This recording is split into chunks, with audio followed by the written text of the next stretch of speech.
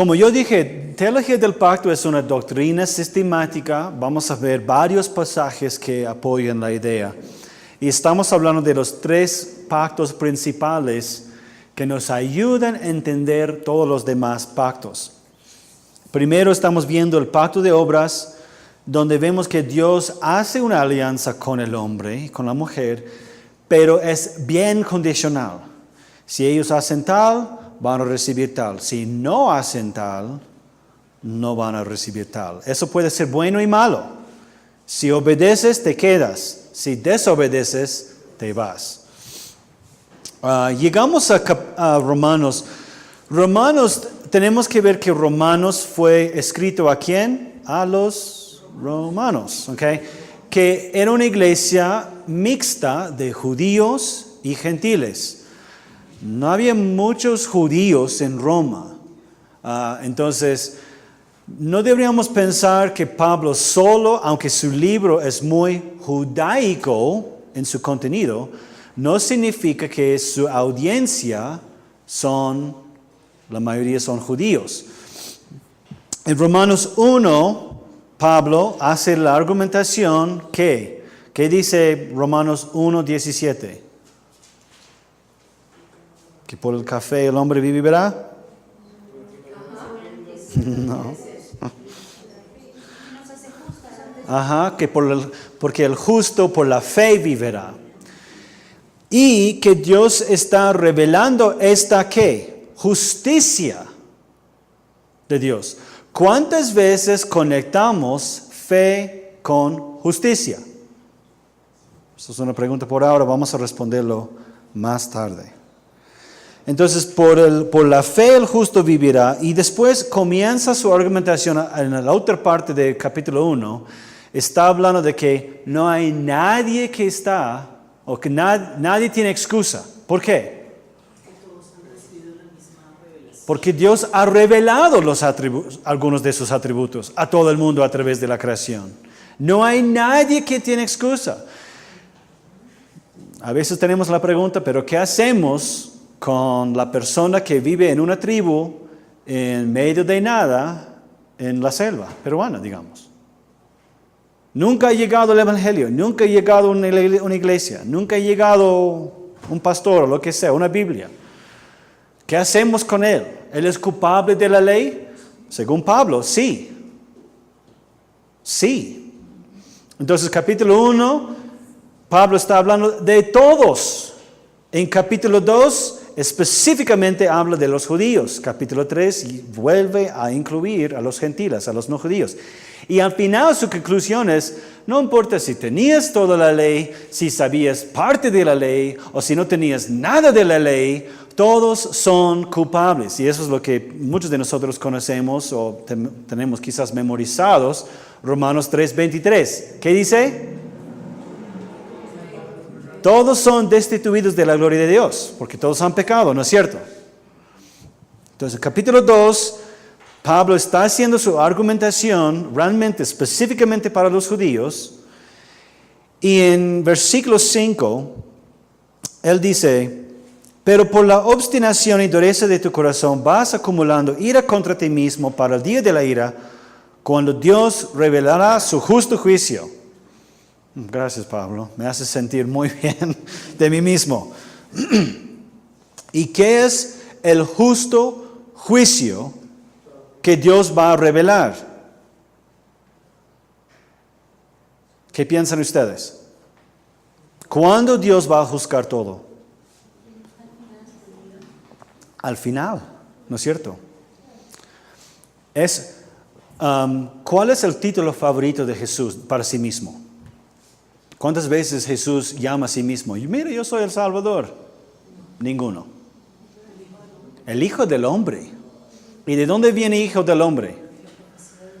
De Daniel capítulo 7. Daniel capítulo 7, Daniel tiene una visión donde ve un Hijo del Hombre. Un hombre que parece... Él ve algo que parece un hombre. Eso es lo que quiere decir. Hijo del Hombre. Y que esa persona que trae juicio. Juicio. No trae galletas, no trae, realmente ese pasaje no habla de salvación, habla de justo juicio contra las naciones. Ahora, Cristo vino, Él se llamaba a sí mismo Hijo del Hombre, pero muchas veces no pensamos en el ministerio de Jesús como juicio, más pensamos, no, es gracia. Él entró a Jerusalén encima de un asno. Eso no es juicio. Eso vamos a ver más tarde. Y esperamos un día, la segunda venida de Jesús, cuando sí va a traer juicio.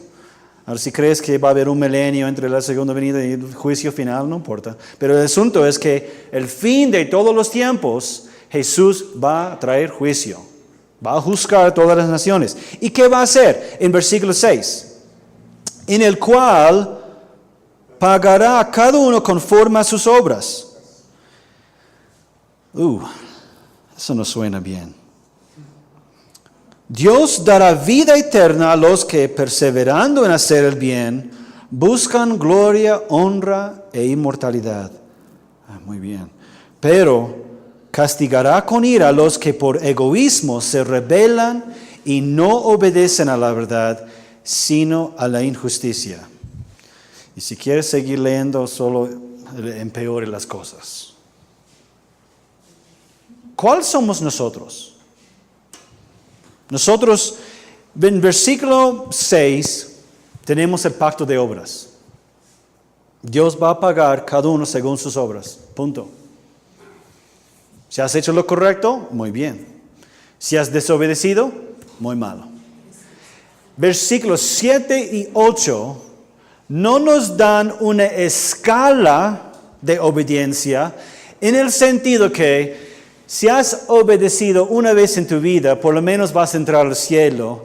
Y claro, quizás no vas a tener la mejor casa ahí por tu desobediencia. No nos da ninguna idea. Más bien, simplemente versículos 7 y 8 explican o describen dos tipos de persona. ¿Estás en el cielo o estás en el infierno? No hay un intermedio, no hay escala de esas experiencias. Bien, ¿mereces una vida eterna o mereces una muerte eterna? ¿Cuál eres tú? ¿Cuáles somos nosotros? Identificas con versículo 7, porque has perseverado en hacer el bien, has buscado gloria, honra e inmortalidad. O te identificas con versículo 8, que Dios te va a castigar con ira, porque por tu egoísmo te has rebelado contra Dios y no has obedecido a la verdad, sino a la injusticia. ¿O eres versículos 6 puntos o 7.5?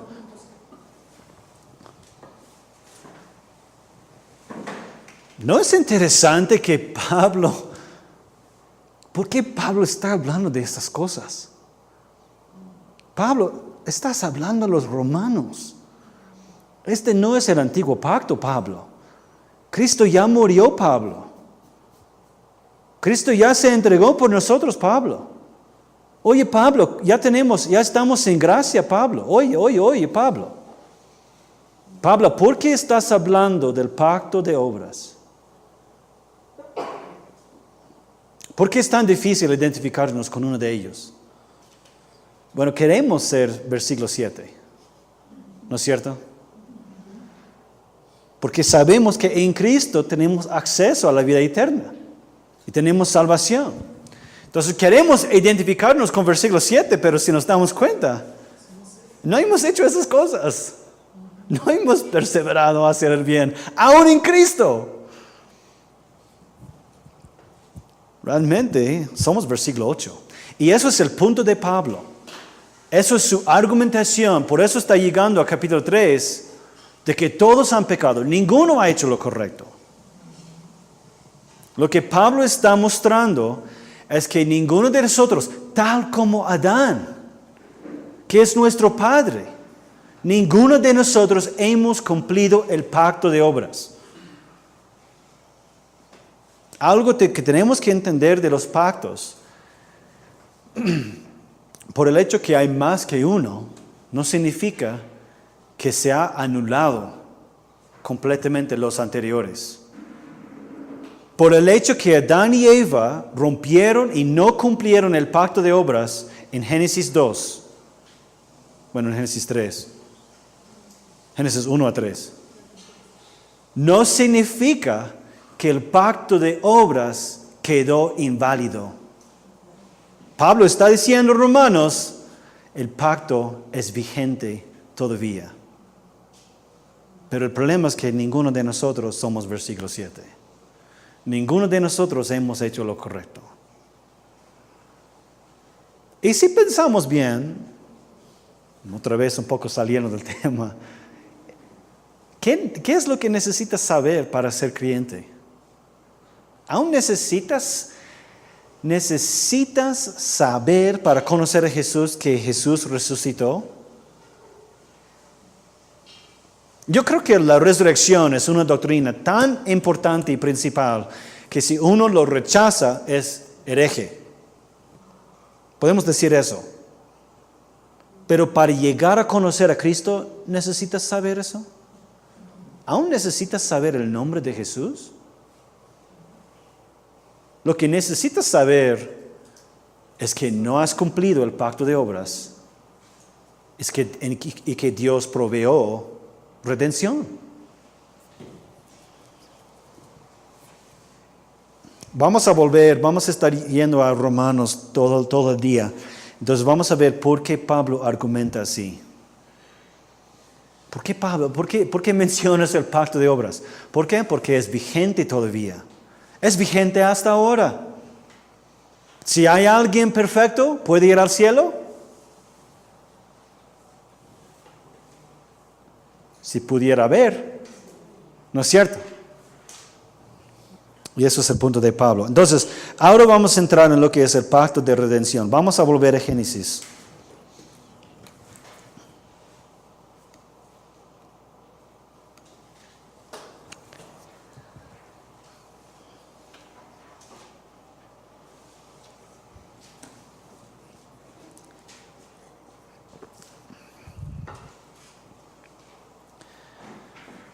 Realmente si estudiamos la psicología aún dentro de Génesis 3, es muy interesante. Como hemos visto, literalmente Adán y Eva eran ciegos antes de comer. No, está hablando de una conciencia de su propio pecado, vergüenza. A ver, ¿dónde comenzamos? Versículo 8. Porque ahí dejamos de leer. El hombre y su mujer oyeron la voz de Dios el Señor y que iba y venía por el huerto con el viento del día. Entonces corrieron a esconderse entre los árboles del huerto para huir de la presencia de Dios el Señor. Pero Dios el Señor llamó al hombre y le dijo, ¿dónde andas?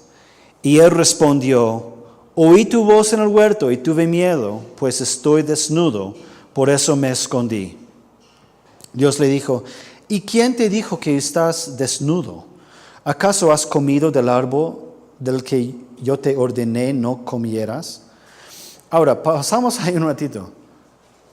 ¿Por qué Dios hace preguntas a las cuales ya probablemente sabe las respuestas? ¿Por la conciencia del pecado? Ajá. ¿No es interesante? No le pregunta, ¿cómo llegaste a saber que estás desnudo? Le preguntó, ¿y quién te dijo? Porque nadie le dijo a Adán.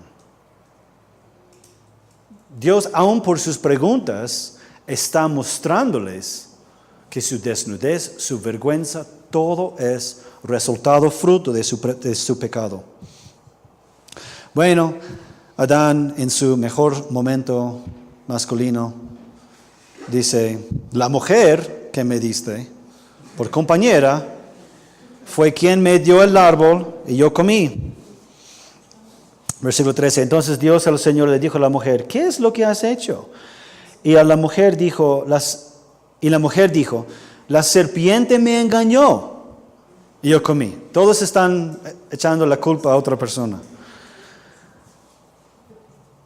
Versículo 14. Dios el Señor dijo entonces a la serpiente, por esto que has hecho, maldito seas entre todas las bestias, entre todas las bestias. Todas las bestias van a ser malditas, pero la serpiente más. Por esto que has hecho, maldita seas entre todas las bestias y entre todos los animales del campo. Te arrastrarás sobre tu vientre y polvo comerás todos los días de tu vida.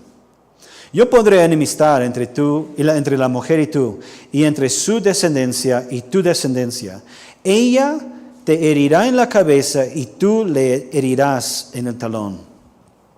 Y a la mujer le dijo, bueno, vamos a pasar ahí. ¿Qué es el castigo para la serpiente? ¿Ya? ¿Va a perder sus patas? Va a ser maldito más que todas las bestias. Uh-huh. Y la segunda parte. La simiente de la mujer. Ajá. Y pondré enemistad. Es confuso porque ¿qué es la simiente de Satanás? ¿Qué es la simiente de la mujer? Pero vemos que desde este momento hay dos linajes importantes en toda la vida del pueblo de Dios realmente. Por ejemplo, ¿de dónde vienen los cananeos? Que en todo el Antiguo Testamento los cananeos eran los enemigos de los judíos. Caín. Cananeos. No. ¿Son diferentes? No. Pero eso viene de Caín. Todo tiene raíz. Vemos recuerden lo que pasó con los hijos de Adán y Eva. Tenemos Caín y Abel. Caín se molesta, no vamos a poder entrar en todo ese tema, pero Caín se molesta por la ofrenda de Abel porque Dios se agradó en la ofrenda de Abel y no de Caín. Caín mata a su hermano. Adán y Eva se conocieron otra vez y tenían un hijo que se llama Set, ¿no es cierto? Y vemos el linaje de Set y el linaje de Caín, que siempre están en conflictos. En el resto del tiempo, hasta hoy en día. Hasta hoy en día. ¿Acaso hay paz en Israel? No. ¿Acaso hay paz entre la iglesia y los no creyentes? No, y nunca ha habido. Y nunca va a haber. Bueno, quizás hasta el final. Sí, para el final. Pero la teología pactual, ¿cómo entra ahora con el sionismo actual? Ya que tocaste el tema de Israel-Palestina. La teología del pacto hoy. Va, más después. Está bien, es una buena pregunta. Y hay varias respuestas al respecto. Porque la pregunta realmente para responder es cuáles promesas ya sean cumplidas completamente y cuáles no todavía.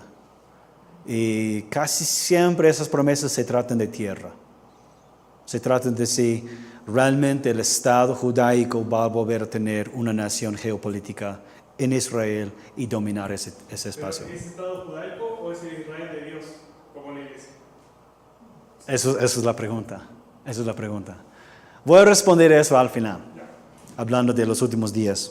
Porque como dije, la teología del pacto implica muchas cosas para tu escatología, lo que esperas que venga. Ok, entonces tenemos dos simientes, dos linajes que siempre van a tener choque. No quiere decir que Satanás va a tener bebés. Okay? Deberíamos tener mucho cuidado de no como sobreinterpretar lo que está diciendo. Al final, en versículo 15, va a haber esta enemistad. ¿Y qué significa? Porque muchos hemos estudiado este pasaje. ¿Qué significa que ella, hablando de la descendencia de la serpiente, no, perdón, de la serpiente, es lo que dije, ¿no? Ella te herirá en la cabeza y tú le herirás en el talón. ¿A qué se refiere? ¿Alguien sabe? ¿Alguien recuerda? Iglesia. ¿Ya? ¿En qué sentido? Bueno, yo sé que una de las enseñanzas en el mundo es que la novia se dice, ¿no? La novia de Cristo es la iglesia. Y entonces la serpiente es Satanás, ¿no? Pero yo tengo una pregunta porque en Apocalipsis ¿se dice? ¿Ya? ¿Ya? Habla que Israel es prácticamente también la mujer, ¿no? Entonces, yo no sé si acaso está refiriendo exactamente a la iglesia o a Israel, porque, O ambos. pero la Santísima Inquisición estaba, yo creo que más enfocado en la destrucción de los judíos, ¿no? Porque hay cristianos que no todos, o sea, yo veo que hay cristianos buenos que también fueron católicos, ¿no? Como yo lo veo. Entonces, no sé, estoy un poquito confundido en ese tema. ¿Quién es la mujer? Ya, y es muy relacionado con la pregunta que Mauricio hizo hace unos minutos. Vamos a hablar al final cuando hablamos de dispensacionalismo, que es la separación entre Israel y la iglesia, y a base de eso, ¿qué podemos esperar antes o durante la segunda venida de Jesús? Mi inquietud es, ¿qué podemos responder? Porque donde yo trabajo ahora, hay muchos sionistas. Y es como Israel lovers. Entonces tengo quizá la película acá, pero ordenarla. Muy bien, vamos. Por eso tienen que quedarse hasta el final. No les voy a dar las respuestas ahora. Y es recontradebatible. Es recontradebatible. Yo les puedo dar mi opinión, pero quizás no les va a gustar. Y eso está bien. ¿Había una pregunta más? No, está bien. Entendemos, Génesis 3:15 está hablando de la promesa de redención. Que toda la destrucción que causó la serpiente, Dios va a restaurar. ¿Cómo? Aplastando la cabeza de la serpiente. Pero en esa batalla, también el Redentor va a ser herido. ¿Ok? Y eso mayormente entendemos. Eso es lo que llamamos 3:15, es el protoevangelion. Es el evangelio, primera vez, voy a decirlo otra vez. Es la primera vez que vemos el evangelio en las Escrituras. Que Dios promete redimir, restaurar la relación de la destrucción que causó la serpiente. Ahora, 3:16, a la mujer le dijo, aumentaré en gran manera los dolores cuando des a luz a tus hijos. Tu deseo te llevará a tu marido y él te dominará. Podemos hablar un año acerca de eso. Versículo 17. Al hombre le dijo, puesto que accediste a lo que te dijo tu mujer, no significa que el hombre no debería escuchar a su mujer. Y comiste del árbol de que te ordené que no comieras, maldita será la tierra por tu causa. Con dolor comerás de ella todos los días de tu vida. Te producirá espinos y cardos y comerás hierbas del campo. Comerás pan con el sudor de tu frente hasta que vuelvas a la tierra, pues de ella fuiste tomado, porque polvo eres y a polvo volverás. Entonces entró la muerte. Versículo 20, Adán le dio a su mujer el nombre, Eva. Interesante, que significa que antes del pecado, Eva no tenía nombre. Era mujer nomás, o gracia. Eso es lo que le llamaba, gracia. Bueno, no sabemos. ¿Qué significa todo eso? Dios sabía, como hemos dicho, sabía que Adán y Eva iban a pecar. ¿Les sorprendió que comieron ellos del árbol? No. Para nada. Más bien Dios, sabiendo esto, ya tenía un plan para redimir. No deberíamos pensar que Dios maldice la serpiente y dice todo eso de aplastar o herir la cabeza de la serpiente, pensando, bueno, un día voy a pensar cómo cumplir esto. Dios ya tenía un plan. ¿Desde cuándo tenía ese plan? ¿Dónde? Desde el principio. ¿Qué principio? ¿Cuál principio?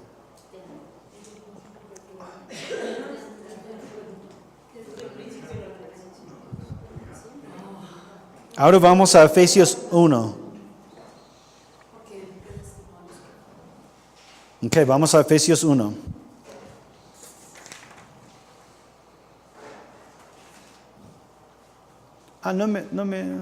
Perdón. No he estado mostrando la...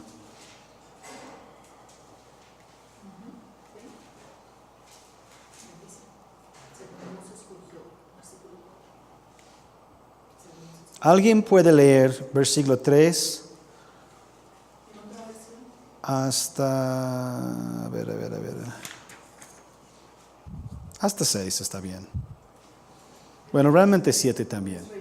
3 hasta 7, aunque es en medio de una oración. Bendito sea el Dios y Padre de nuestro Señor Jesucristo, que nos ha bendecido con toda bendición espiritual en los lugares celestes en Cristo, según nos escogió en Él antes de la fundación del mundo, para que fuéramos santos y sin mancha delante de Él. En amor nos predestinó para adopción como hijos, para sí, mediante Jesucristo, conforme al beneplácito de su voluntad, para alabanza de la gloria de su gracia, que gratuitamente ha impartido sobre nosotros en el amado. En Él tenemos redención mediante su sangre, el perdón de nuestros pecados según las riquezas de su gracia, que ha hecho abundar para con nosotros. Muy bien, gracias. ¿Qué nos cuenta estos versículos de lo que Dios hizo antes del huerto de Edén? Okay, nos escogió, nos predestinó. Ahora, la doctrina de elección, vamos a profundizarnos en eso. Hay otro curso que es Doctrinas de Gracia, donde vamos a estudiar bien ese punto de que Dios nos escogió. Realmente la discusión, el debate de hoy no es tanto si Dios nos escogió o no, porque simplemente no podemos evitar el lenguaje de Efesios 1 y otros pasajes. La pregunta es si Dios nos escogió según algún criterio que Él vio. Por ejemplo, algunos creen que Dios, como previó el futuro y vio la fe de Franklin, digamos, vio su fe y su arrepentimiento, Dios dijo, ya, voy a escoger a Franklin. Que prácticamente pone la condición a Franklin, ¿no es cierto? Porque Franklin en un momento tiene que producir fe y arrepentimiento. La postura reformada es, Dios nos escogió incondicionalmente, que quiere decir que no previó nada en nosotros, bueno, pero nos escogió para que seamos buenos. Que, bueno, obviamente estoy más de acuerdo de esa postura y creo que es lo que vemos en Efesios 2, porque ¿cuál es el propósito de nuestra salvación? Según Efesios 1. Yo dije Efesios 2, Efesios 1. Ser adoptados, redimidos, ¿qué más? Exacto, entonces, si esas son las cosas que realmente definen lo que es un cristiano, y eso es el propósito de nuestra salvación, no puede ser la condición de nuestra salvación. No sé si me explico bien en ese punto. Pero si yo pongo la condición de mi fe, alabanza, obediencia, mi arrepentimiento, ser un hijo de Dios, si yo pongo eso como condición de mi salvación, en otras palabras, lo que tengo que hacer para obtener salvación, no puede ser también el propósito. ¿Me explico? Es un poco filosófico. Ok. ¿Está bien? ¿Estamos bien? Vamos a volver a hablar de eso un poco más. En otras palabras, para evitar hablar ahora, simplemente digo que vamos a hablar más tarde. Aún hasta las 3:30 voy a decir, no, más tarde vamos a hablar de eso. Y nunca vamos a llegar. Ya, no les prometo. Ok, ¿cuál es la diferencia? Y muchas veces no distinguimos bien entre estas cosas. Pero, ¿qué es escoger y qué es predestinar? ¿Son distintas? ¿Son cosas distintas? ¿Y cuál es la diferencia entre ellos?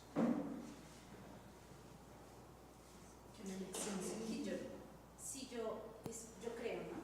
Que si yo escojo este vaso, ya, yo escojo que voy a hacer con esto. Pero predestino es que ya sé qué va a pasar. Ok.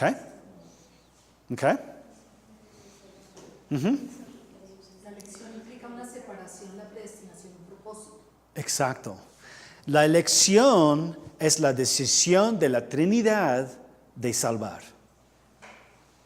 La predestinación son todas las decisiones de la Trinidad de preparar el camino para esa salvación o el propósito. Por ejemplo, en febrero de 2003, yo decidí que me voy a casar con Megan Delaney. Voy a casarme con ella, sí o sí. No sé cómo todavía. Pero yo decidí, voy a conquistarla, voy a conquistar a sus padres también. Y yo decidí, esta es la mujer para mí. Pero no lo predestiné. Eso fue en el día que realmente, ahora claro que yo no soy tan soberano que Dios, pero lo predestiné cuando yo le pedí su mano y comenzamos a poner planes para la boda. En ese día cuando yo decidí, yo no sabía la fecha, pero como 10 minutos después de pedir su mano ya tuvimos la fecha, porque ella también había decidido. Habíamos decidido el 27 de septiembre de 2003, 5 meses nomás. Porque aun cuando decidí, no fue en ese momento que pedí su mano. Primero tenía que ahorrar un poco de dinero. Tenía que pedir a sus padres. Me dieron sí. Ay. Entonces, predestinar es preparar el camino para esa persona. Ahora, como yo dije, no soy tan soberano. Y gracias a Dios. Dios cuando nos eligió, eso es su decisión de amarnos de manera especial. Su predestinación es cuando preparó el camino. Entonces realmente son decisiones distintas dentro de la Trinidad. Entonces cuando entendemos el pacto de redención, estamos hablando de realmente la alianza, el pacto entre las personas de la Trinidad. El pacto de redención no es entre Dios y los hombres. Por eso yo lo tengo acá, 3 tipos de pactos, porque realmente son muy distintos en su relación entre las personas. El pacto de redención es la decisión de la Trinidad de salvar el hombre de su pecado. Y según Efesios 1, ¿cuándo lo hizo? ¿En Génesis 3? Antes de la fundación del mundo. Antes de Génesis 1. En Génesis 0. Disculpe. No usted primero, siga. No, pues que tengo la pregunta es, ¿por qué no a todos? Tan, tan, tan. Si dice que murió con todos, ya Tengo tengo, pregunta. o sea, ¿cómo? O una respuesta. ¿Por qué no a ninguno? Realmente es una mejor pregunta. No escuché la pregunta. ¿Cuál es la pregunta? No.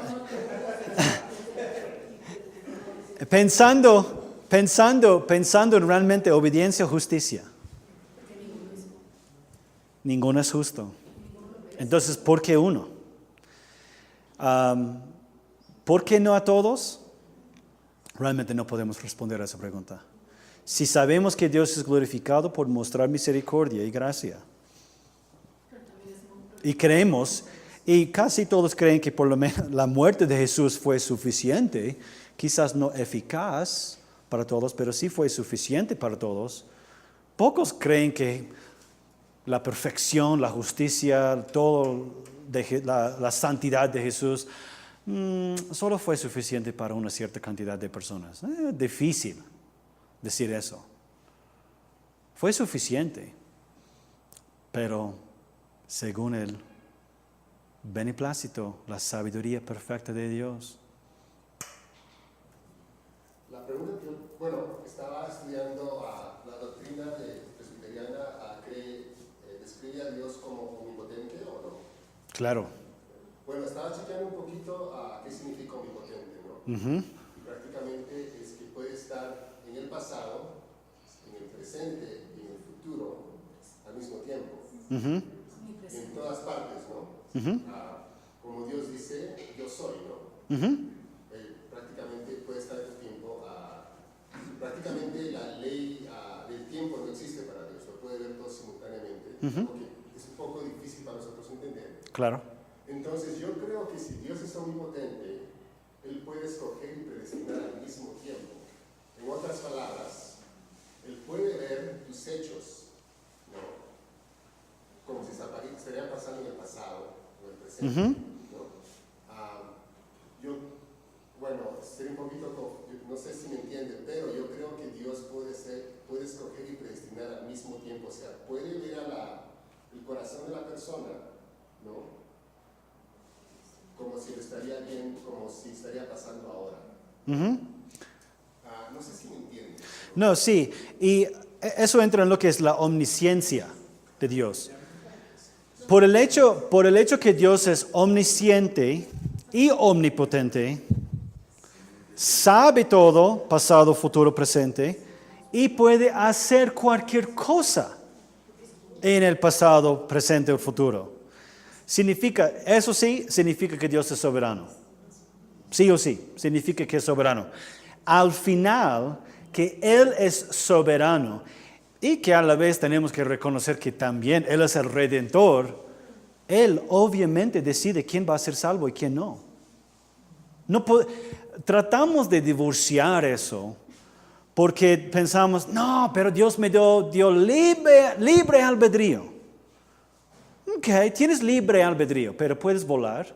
No, por favor, no seas tonto. No puedo volar porque no tengo esa habilidad.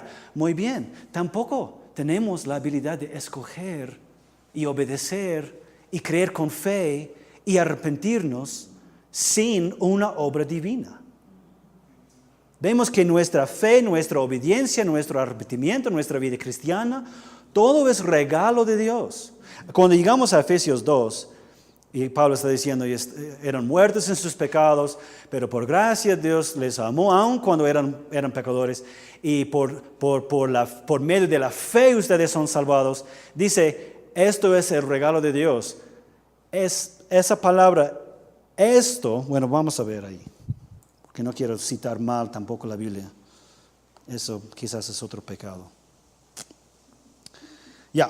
Este versículo. Ciertamente la gracia de Dios los ha salvado por medio de la fe. Muchos han debatido, pero si este no nació de ustedes, sino que es un don de Dios. Bueno, ¿qué es el don de Dios? El don de Dios es gracia, don de Dios es la fe, don de Dios, ¿qué es? Realmente, este es un don, es neutral. En griego hay palabras femeninas, masculinas y neutrales. Entonces, este es un don de Dios, no solamente refiere a lo que ha hablado en el versículo 8, sino a todo lo que está hablando en este pasaje. Entonces, cuando pensamos, tienes razón, Dios va a ver mis obras del futuro. La pregunta es si eso es la información que Él usó para elegirme. Y yo diría no, porque Efesios 1 dice que todas mis obras son propósito de mi salvación, no condición de mi salvación. Y versículo 2:10 dice, nosotros somos hechura suya, Hemos sido creados en Cristo Jesús para realizar buenas obras. No hemos sido creados en Cristo Jesús porque realizamos buenas obras, sino para, que es una gran diferencia. Uno es la condición que Dios, o el contexto, o la información que Dios usó para elegir, y otro es que Él decidió. Eso es, no nos gusta esta información. ¿Por qué? Porque nos quita protagonismo. Claro, yo quiero ser responsable por mis buenas obras. Pero es claro, predestinar no significa, bueno, en español, no sé las otras traducciones, predestinar no significa que va a pasar, ¿no? Te está planeando Dios así para que tú lo hagas, ¿verdad? Eso es, hay que tener cuidado, porque recuerda, dijimos que Dios es omnipresente. Bueno, eso no es tan importante en este argumento. Omnisciente y omnipotente. Si Dios es ambos, que puede ver todo, puede saber todo, y que también puede hacer todo, no hay nada que pasa que Él no decidió pasar. No, y con esa pregunta se contradice con la anterior que dijo recién. ¿Cuál? La anterior que vio el tiempo, sí que era omnipresente, si podía hacer todas las cosas.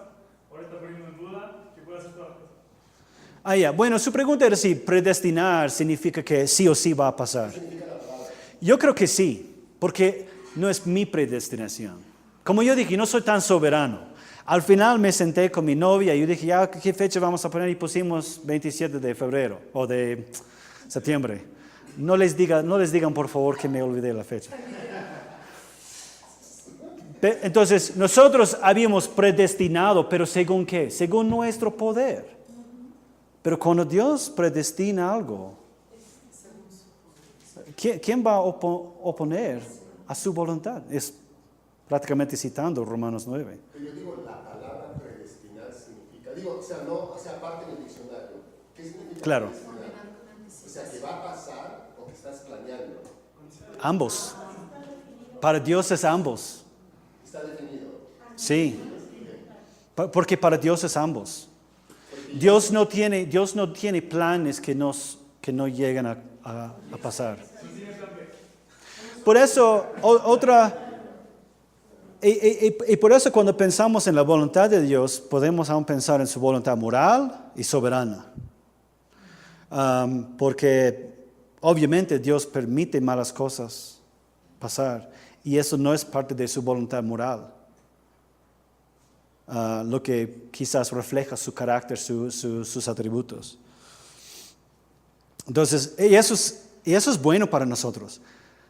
Porque si fuera posible que Dios pudiera planear algo, pero no hay garantía que va a suceder, ahí podemos decir chao a toda nuestra salvación.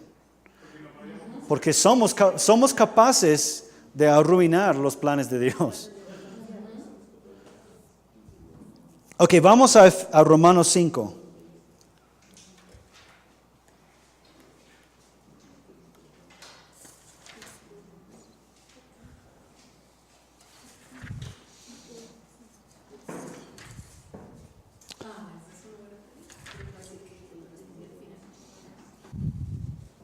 Por ejemplo, pensamos que antes de la creación que Jesús sabía que iba a venir en forma de bebé, que iba a vivir, que iba a morir. ¿Creemos? Sí. Él sabía que iba a morir en la cruz. ¿Había una pregunta? Sí. Si todo es así, como usted dice,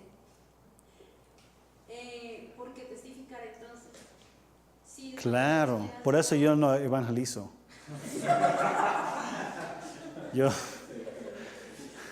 No, es una buena pregunta, A ver si vamos a llegar a eso más tarde. Siempre es mi respuesta. Está bien. Las únicas personas importantes están aquí ahora. Nadie me puede llamar. Ok, estoy decidiendo si quiero responder ahora o más tarde. Es que creo que que estas cosas, muchas cosas van a ser más claras después de estudiar los pactos de las Escrituras, de la Biblia. La respuesta corta, y podemos ampliar más tarde, es porque Dios nos mandó hacerlo. Porque Dios decidió... voy a aprovechar de algo. A veces nuestra doctrina de la soberanía de Dios, de gracia y todo eso, elimina otras doctrinas que son importantes, como arrepentimiento, como obediencia, como evangelizar. Porque pensamos que, bueno, al final somos robots nomás. Si Dios me ha elegido, voy a creer con fe, supongo, un día. Eso es una muy mala actitud realmente hacia estas doctrinas. Porque llegamos a pensar que Dios no considera los deseos de nuestro corazón. No son condiciones porque los nos salva, pero eso no implica que no importa. Otra vez estamos un poco fuera de teología del pacto, pero por ejemplo, cuando pensamos en el libro de Efesios, ¿qué hay en Efesios 3, 4, 5, 6? ¿Alguien recuerda qué hay en Efesios 5, por lo menos? O Efesios 6. Puedes buscar ahí, sí. Sometimiento a las autoridades. Ajá. Someterse. En capítulo 5 tenemos cómo debe haber las relaciones matrimoniales. Hijos obedezcan a sus padres. En capítulo 6 vemos siervos aman o obedecen, sométense a sus amos. En capítulo 6 encontramos, pon toda la armadura de Cristo. Si al final somos robots y no podemos hacer nada porque Dios ya ha predestinado todo y no somos nada importante, eso es fatalismo. ¿Para qué dentro del mismo contexto de Efesios 1 y 2 hay tantos imperativos? Si al final Dios decide todo y no puedes hacer nada para cambiarlo, ¿para qué mandarnos a hacer cosas? ¿Para qué recordarnos de nuestra responsabilidad humana? Vamos a ver eso bien claro. Vamos a ir a Hechos 2 en un tiempo hoy día. Siempre donde vemos las doctrinas de la soberanía de Dios destacada en las Escrituras, es como un sándwich. Que alrededor de esos pasajes hay responsabilidad humana. Por ejemplo, muchas veces vamos a Juan 3, la charla con Nicodemo. Cuando Jesús le explica a Nicodemo, tú tienes que nacer de nuevo. Obviamente mostrándole que no proviene de él. Porque no le dice, bueno, para nacer de nuevo tienes que venir a la iglesia. Tienes que vestirte bien, tienes que obedecer. Jesús no dice nada de eso. Más bien lo que le dice es, no, tienes que nacer de agua y del Espíritu. En otras palabras, algo tiene que pasar a ti, algo soberano. Pero también dentro del mismo capítulo 3, dentro de la misma conversación con Nicodemo, tenemos Juan 3:16. Por tanto amó a Dios al mundo, que dio su Hijo unigénito, para que todo aquel que cree en Él, ¿no es cierto? Responsabilidad humana. Vemos en Juan 17, en la oración sacerdotal de Jesús. Jesús, cuando ora por sus discípulos, ¿de qué manera ora? Yo no he perdido ninguno lo que me has dado, excepto con el hijo de perdición. Ora según la soberanía de Dios, pero después ora por ellos diciendo, no les quites del mundo. Vemos en Hechos 2, vemos en todas las Escrituras. Por ejemplo, Romanos 9. ¿Alguien recuerda lo que en Romanos 9? Ay, caramba. ¿Quién eres tú para oponer? ¿Tú has sido el consejero de Dios? Dios tendrá misericordia a quien quiere tener misericordia. Es su decisión, soberanía. ¿Qué hay en capítulo 10 de Romanos?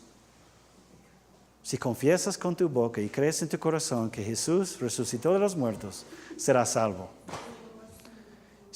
Las Escrituras nunca tienen problema con este matrimonio de la soberanía, de la predestinación de Dios y nuestra responsabilidad como seres humanos.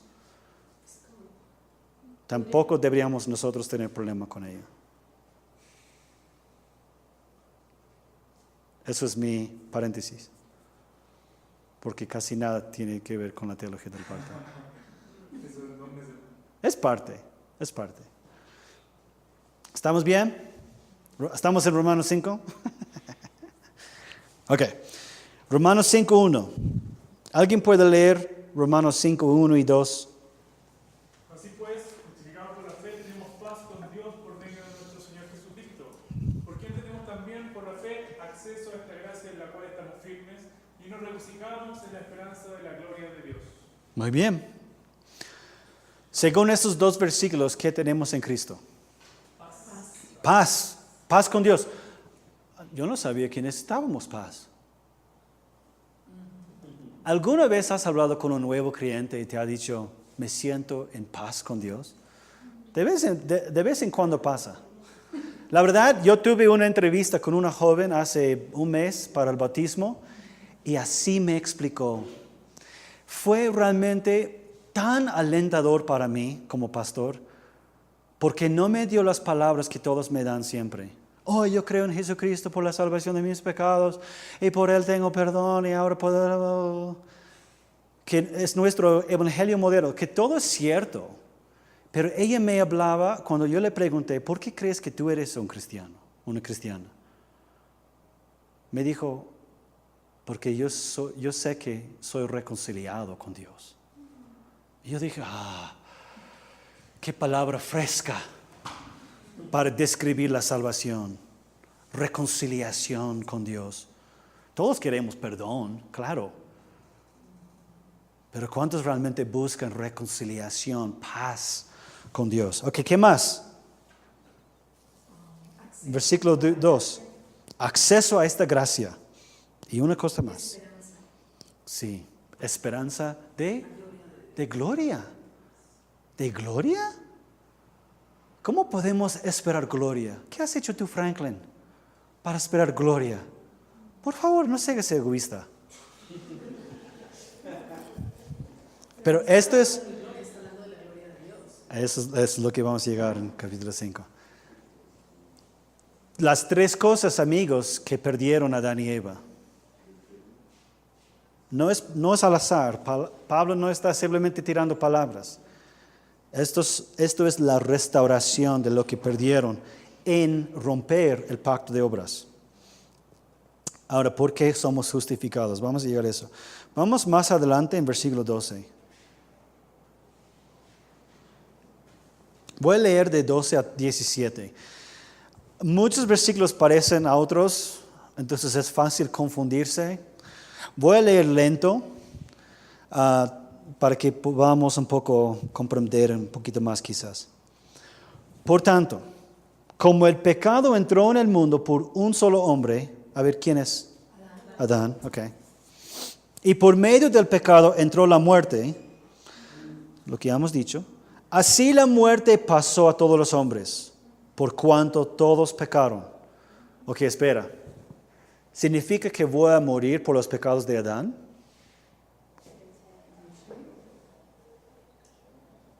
Bueno, por mis propios pecados, pero tengo la evidencia. Ok. Por la que las Escrituras es bien clara, ningún hijo va a morir por los pecados del padre. Entonces yo tengo suficiente pecado para condenarme. Pero la idea es, como tú dijiste, la herencia del pecado, la naturaleza pecaminosa, que sí yo heredé de Adán.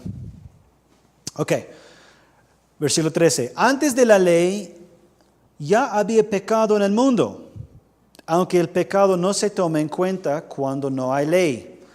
Hay que tener bastante cuidado con este versículo, porque casi parece que Pablo está contradiciéndose. Y eso realmente es la clave de entender este versículo. ¿Había pecado antes de la ley? ¿Antes de Éxodo 20? Claro que sí, pero no había ley. Entonces el pecado es más profundo que solamente obedecer la ley. ¿Qué quiere decir que no se tome en cuenta? significa que Dios perdonó a todas las personas entre Adán y Moisés. Pero no había ley. Hay que perdonarles. Pero no sé si eso es, se me escapa ahorita en qué parte de Romanos, pero es exactamente lo que Pablo está diciendo, que la ley vino para hacer evidente el pecado. Entonces lo que hace la ley es mostrarme la línea que yo crucé, pero no porque yo no la hubiera cruzado antes, ahora ya sé que la crucé. Ahora, por el hecho que Pablo dijo que ya había pecado, está diciendo que ¿se puede cruzar la línea sin saber dónde está la línea? ¿Sí? Por supuesto. Y muchas veces filosóficamente tenemos problema con eso. Pero entonces, ¿por qué dice no se tomará en cuenta? La pregunta es, ¿quién no se toma en cuenta? ¿Dios no se toma en cuenta nuestro pecado cuando no hay ley? ¿O nosotros? Porque es que la ley se hizo para nosotros. Somos nosotros que no tomamos en cuenta la ley, o no tomamos en cuenta nuestro pecado. Como Claudio dijo, y eso es capítulo 4, y también en 6, porque está mostrando que la ley sirve para mostrarnos nuestro pecado. Y vamos a ver eso en el pacto mosaico. Tengo unas dudas en el siguiente, del 14. Dice que la muerte reinó de Adán hasta Moisés. ¿A qué se refiere con eso? ¿A que perecieron? ¿Que fallecieron? ¿Que Sí, fueron condenados? claro, que fueron castigados por su pecado. ¿Pero castigados por su pecado eternamente? ¿O también alcanzaron misericordia de redención en la promesa? Ambos. Ya. Porque había creyentes entre Adán y Moisés. Abraham es uno de ellos. No, claro, ambos, porque había ambos. Y eso es otra vez, es por eso Hebreos 11 es tan crucial y clave para entender eso. ¿Cómo definimos salvación en el antiguo pacto? Una fe nuestra en el acto hecho y una fe de ellos en un acto futuro. Exacto. Vamos a llegar a eso, pero piensen, realmente es más fácil aplicarlo después. Es más fácil realmente salvar a los del Antiguo Testamento que salvar a nosotros. Claro, porque Cristo como el sacrificio murió antes. Nadie llevaba al templo un cordero para sacrificarlo y decir, ya, eso es para mis pecados en 2019. ¿Qué? Pero no, ni estamos en junio. No, pero quiero asegurarme. Nadie hacía eso. Sacrificabas un animal como representante del pecado pasado. Entonces, bueno. Y para nosotros, este lado de la cruz es más difícil pensar en cómo fueron salvos ellos. Bueno, ok.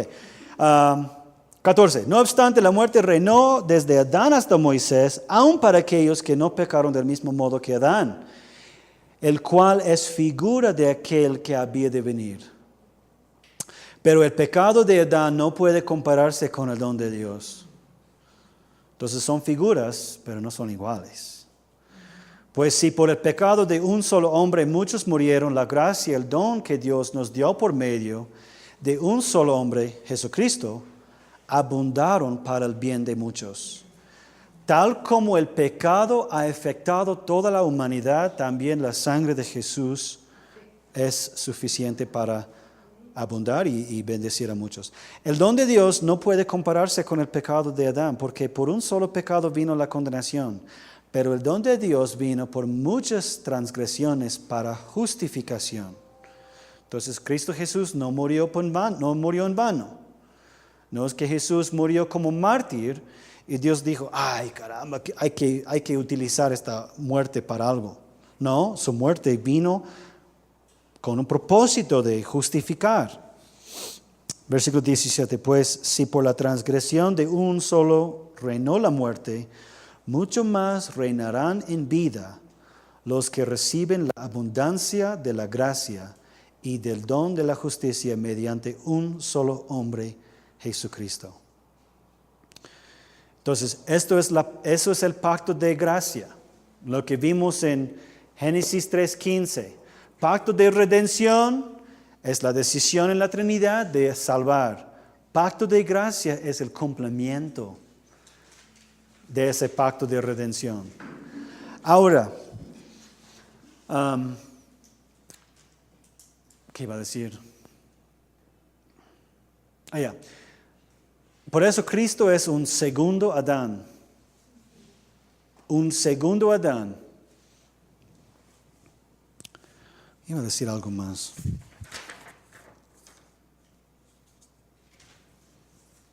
Para terminar esta parte. Cuando pensamos, y ya hemos tocado este tema, cuando pensamos entonces en el pacto de obras y hemos dicho que está vigente todavía, ¿hay alguien que cumplió el pacto de obras? Cristo. Y eso es la argumentación de Pablo durante todos esos primeros 8 capítulos de Romanos. En Filipenses capítulo 4, Pablo habla de una justicia ajena. ¿De qué está hablando? Ahora, pensemos por un ratito, como hemos dicho, es más fácil salvar a alguien del pasado que del futuro. Pensemos un ratito simplemente en términos humanos. Alguien acusa a un joven a ser ladrón. Él robó mi enamorada. No, él robó mi celular. Tiene que haber juicio. Y hay un juez. Y el juez, Dios mediante, es imparcial. ¿Qué es el labor del juez?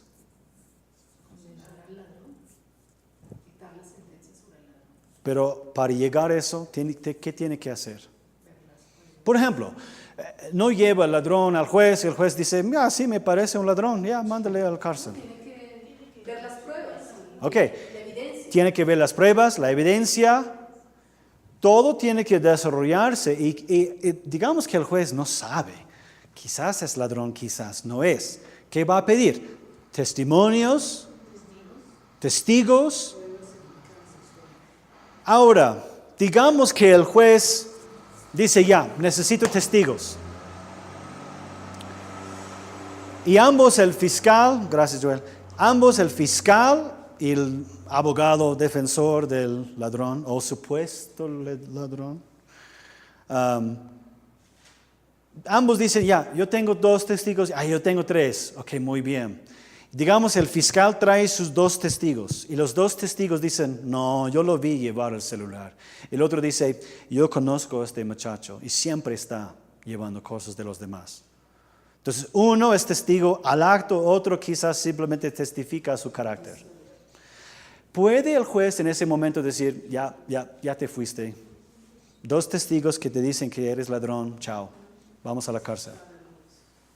Tiene que escuchar el testigo del otro lado, ¿no es cierto? Entonces, el juez no puede tomar una decisión de justicia sin tener toda la evidencia. ¿Estamos de acuerdo? Yo les pregunto, ¿cómo es que somos justificados ahora si no hemos muerto todavía?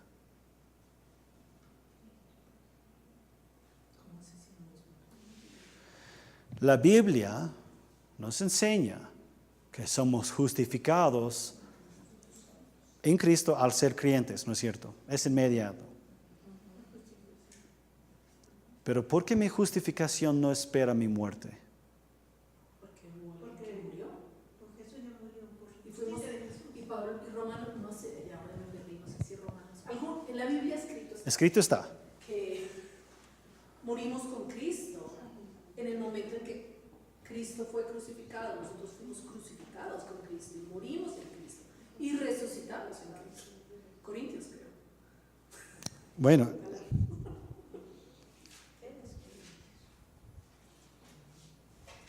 Y sí estábamos muertos en el momento en que Adán pecó. ¿Estás hablando de este pasaje? ¿Estás hablando de esto? Ajá. Sí. Entonces Porque hemos unido a su muerte. Claro, es justo después del pasaje de lo que estamos hablando. La razón que somos justificados inmediatamente al creer con fe es porque no es nuestra justicia. Ninguna evidencia nuestra se toma en cuenta. Eso también nos ayuda a responder a esa pregunta, si Dios nos previó algo. Bueno, previó una fe, previó un arrepentimiento para salvarnos. Porque por lo menos podríamos decir que fe y arrepentimiento es obediencia en el Señor. Pero no depende absolutamente nada de nuestra justicia. Si dependiera de nuestra justicia, Dios va a tener que esperar su decisión hasta el final de nuestra vida. No tiene sentido que nos aplique justificación ahora. El pacto de obras es vigente. Cristo lo cumple y eso cuenta como justicia para cada uno de nosotros. Esto es muy distinto que la doctrina de justificación católica, que cree que al conocer a Jesús como Señor y Salvador, que es por fe. Muchas veces pensamos, la Iglesia Católica enseña salvación por obras. No son sus palabras. No, ellos dicen que uno es salvo por fe, pero tu justicia es tu justicia. Así que tu justicia va acumulando. Claro. Por ejemplo, en la teología católica no hay la palabra santificación. ¿Por qué? Porque ellos entienden justificación y santificación como la misma cosa. Tu justificación no es un acto, boom, de Dios. Es un proceso en que tú vas acumulando una justicia para poder cumplir el pacto de obras. Que Cristo abrió la puerta para ti, Cristo lo hizo posible para ti, pero al final tú tienes que encargarte de tu salvación y si no llegas al final de tu vida y no has acumulado suficiente justicia, ¿dónde vas? A la oficina de migraciones en Cusco, a purgatorio. Vas a Sunarp. ¿Dónde vas a esperar 1000 años? Claro. ¿Y qué sucede en purgatorio? Dios te está santificando, mejorando, para que llegue un momento en que tienes suficiente justicia. Por eso nosotros, este lado, podemos aún ganar justicia por ellos. Yo puedo donar 10 soles a la Iglesia Católica. Yo puedo decir, no quiero que cuente a mi cuenta. Pero mi tío está en purgatorio, quiero que cuente para él. De ahí nació las indulgencias. Compras un certificado para apoyarnos, construir San Pedro. Y ese certificado de justicia puede validar para tus queridos en purgatorio. Realmente no permitía egoísmo, no podías comprar indulgencia para ti mismo. Hoy en día se puede comprar todavía. Quiero comprar uno. Sería interesante. Ok.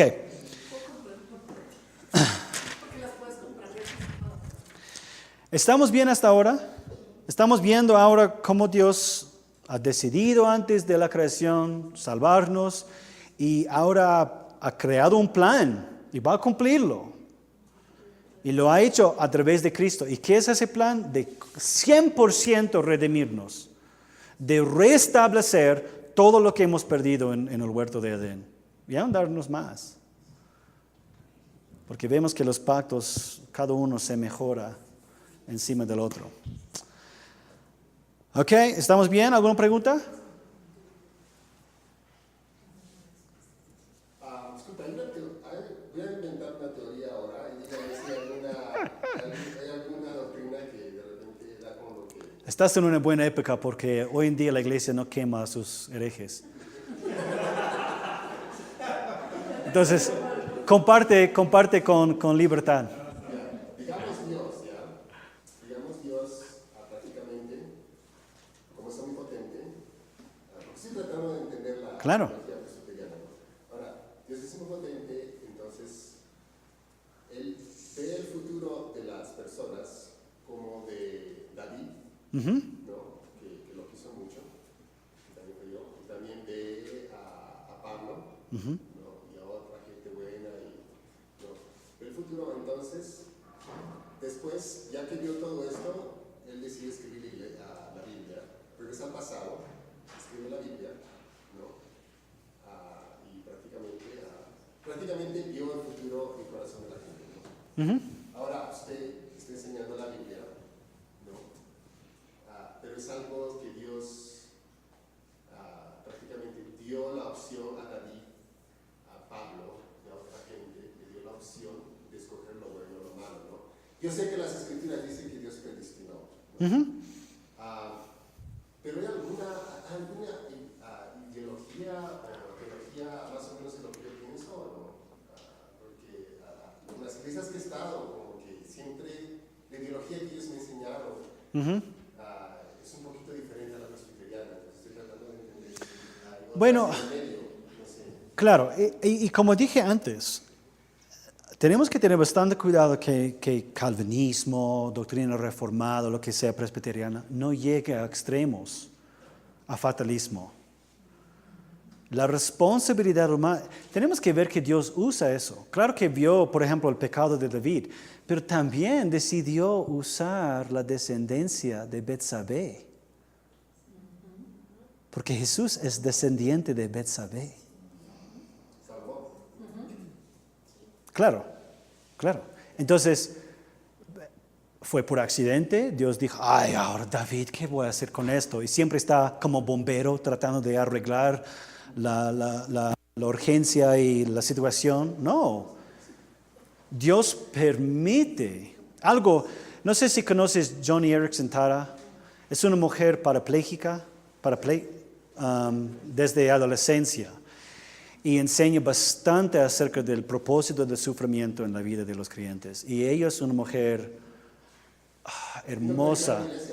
¿Sí? Sí. Es muy impactante sus seminarios. Pero algo que siempre ella dice es que a veces Dios permite lo malo para poder hacer lo bueno. Y no deberíamos pensar que David realmente no quería subir a la azotea. David quería quedarse en su cuarto. Pero Dios dijo, David, sube a la azotea. Es hora de bañarse de las mujeres. No deberíamos pensar que David quería estar muy feliz con sus matrimonios. Ya. David hizo lo que David quiso hacer. Y Dios, previendo ese deseo 100% natural de David, dijo, lo voy a usar. Yo lo puedo usar. Eso no es demasiado para mí. Entonces, lo que yo casi siempre argumento es, realmente la razón que estoy aquí, y hablamos así, ponemos en imágenes y memes en Facebook y decimos, un día más es una bendición del Señor. Y para esa persona tiene gran sentido, para todos los demás están pensando, ¿qué Monse? ¿Por qué pegas eso a tu Facebook? Pero realmente la razón que estoy aquí es por gracia. Si no fuera por la obra de Dios, aun cuando yo no era creyente, yo estaría muerto ya. Te aseguro. Por ejemplo, no creo que sea yo el único, pero ¿una vez te ha salido un pecado extraño? No en el sentido que en sí el pecado es tan extraño en el mundo. Digo que te molestas tanto en un momento que gritas a alguien y te das cuenta, bueno, no soy tan así. Por ejemplo, Benigno, casi no puedo imaginarte gritando a alguien. Pero yo me imagino que en un momento llegaste a gritar a alguien. ¿No es cierto? Probablemente en el campo de fútbol. Quizás a mí. Una vez o un deseo que a menudo no lo tienes, pero de repente un momento es como, ay, ¿cómo interpretamos esos momentos? No estoy diciendo que la Biblia nos enseña tal así, pero para mí yo lo interpreto que eso significa que la gran mayoría del tiempo Dios me está controlando. Dios me está controlando. está controlando mis deseos, mis pasiones, mis apetitos para el pecado. Y la única razón que yo no peco más, yo sé que glorificar un matrimonio que llega a 50 años, eso merece una fiesta. Yo sé. Yo sé lograr estudios o lograr un trabajo o lograr enseñar bien a tus hijos. Todo merece realmente un poco de gloria humanamente hablando. Pero realmente la razón que no he dejado a mi esposa 10 veces, que no he cometido adulterio 1000 veces, la razón que no miento todo el tiempo, no es porque Scott Dillon es tan controlado, tan disciplinado, tan enamorado con la bondad de Dios.